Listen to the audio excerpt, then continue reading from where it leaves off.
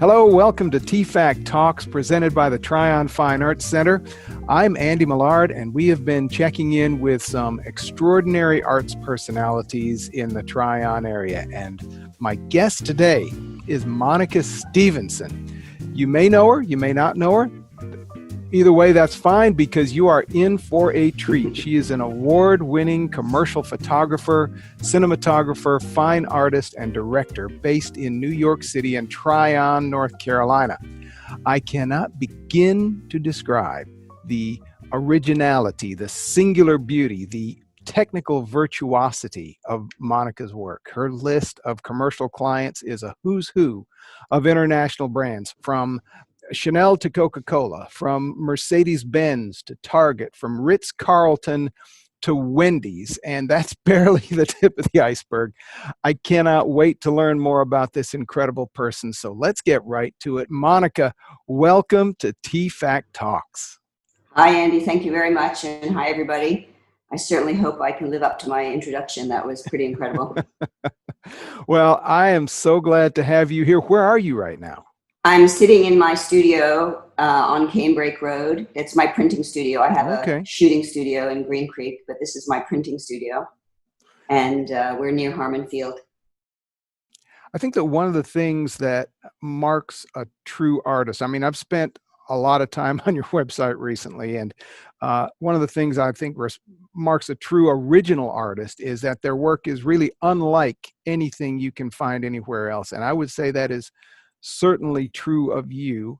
And I always wonder how somebody like you got into what you are doing. How did you get started?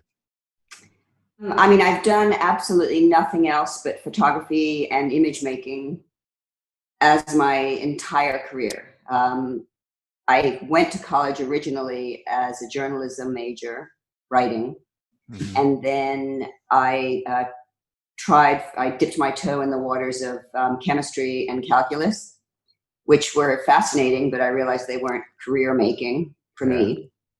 And then, as a little kid, I had always watched my dad make prints. He was an amateur photographer, and he used to make prints in the bathroom on the weekends, and I would sit there on the closed lid of the toilet with my, feet not being able to reach the floor, and I would just watch him do it. And I mean, it's such a meme, but that red light and the white paper that gets dipped into the clear liquid and all of a sudden an image appears on it, it's, unrepeatable.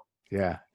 I've heard in your speaking, I've heard little cues that make me think that you might be from like Canada or somewhere near there. Am I right on that? Well, it's interesting. You're close. My husband says that my accent is a combination of English and New York la-di-da. But my dad was British, and my mother was Chilean and German. So, and I grew up for part of my childhood, I grew up in Australia.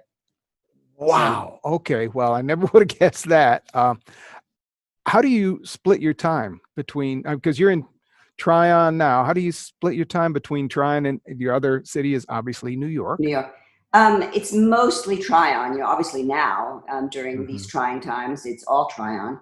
What I do, I live here permanently. I have a small place up in New York that I share when I go up to work. And in normal times, I go to New York about once a month, twice a month on a busy week, on a busy time. And I do some shooting, shoot some jobs, and then come back here and enjoy, my wonderful life down here. Yeah. So it's about 75-25. Okay. You were talking about the coronavirus situation. How has it affected your work? It's interesting. I thought I would be more quiet, more with much of a much slower schedule. But my go-to is freneticism anyway. I have a very, very kind of frenetic personality. And what this has done, it's made the industry in New York is pretty much shuttered, unfortunately.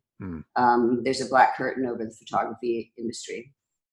And so I've spent my time over the past couple of weeks and months doing down here smaller jobs, but more frequent, to keep things afloat.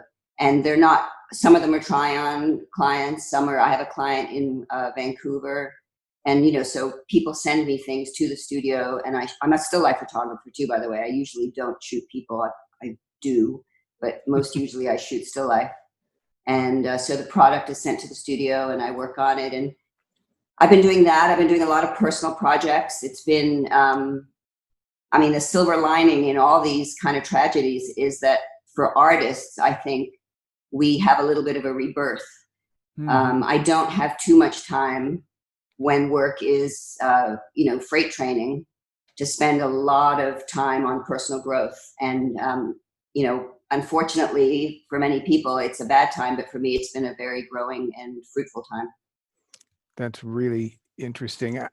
I see you've got a bunch of stuff on the table back there behind you. Obviously, some of the things that you're working on. Do you have anything that you'd like to maybe share with us? Yeah, sure. I'll pull something off the top. Okay.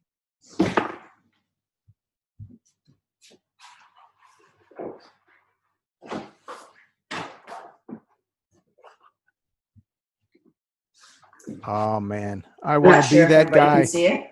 I want to be that guy. Yeah, show them the. Oh, there! Look at that. Yeah. So there's the guy. There's the horse, and where's the dog? That's back. There's the dog. The dog is Sahara. The horse is Quality Girl, and the guy is Todd Minicus. He's a very well-known and talented jumper rider. And is this just a project that you've been working on just here recently while you're in town, or? I started this project almost a year ago today. Some of the pictures displayed at the Equestrian Center in Tryon last October. And we called it Esprit Decor. And as I had mentioned before, kind of erroneously, is that I usually don't shoot people, but this project was pretty much all people.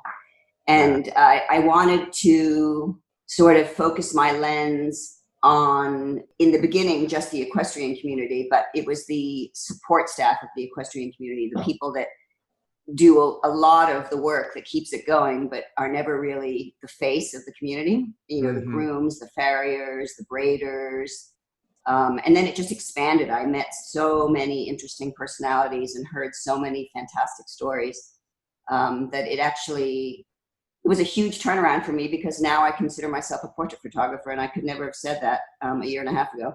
Well, that is definitely a portrait that we are looking at there. So now you and I are both on the board of directors at the Tryon Fine Arts Center, TFAC, and right now our programming has all but shut down. And you, however, have been spearheading a special project for TFAC. Would you mind talking a little bit about that photography contest? Sure. It was a weekly. It's changed to monthly now that the shutdown's kind of loosening up. It was a weekly contest, and I believe we've had 7 weeks of it. Right. And with subjects ranging from, of course, the ubiquitous pet photography. We had black and white abstract photography. We had photography that was nostalgic, photography that showed generations. And it was so interesting for me to see. I expected, in a way, the first contest to be the big, to do, and then for the popularity of it possibly to wane as people thought, oh, I can't do this, but it did exactly the opposite. And I could see the growth. I saw the creative growth in the contestants.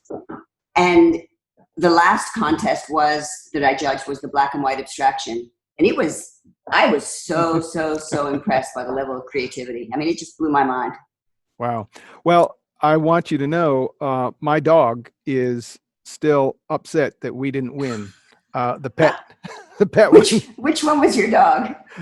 He looks a lot like this, and he is alive. I mean, he is. Regardless, Sure? Yeah, he's totally. Yeah. Oh yeah. I must be very boring. No. He can't hear you. But he's used to this anyway. So, yeah, that's Riley, and yeah, I mean, just the pictures, even from the pets that people think that all of our pets are special. And I really was amazed at the creativity that people came Yeah. up with Yeah, with people animals. really dug down deep. It was fantastic Yeah. to see. So to learn more about the TFAC photography contest, visit our website at tryonarts.org.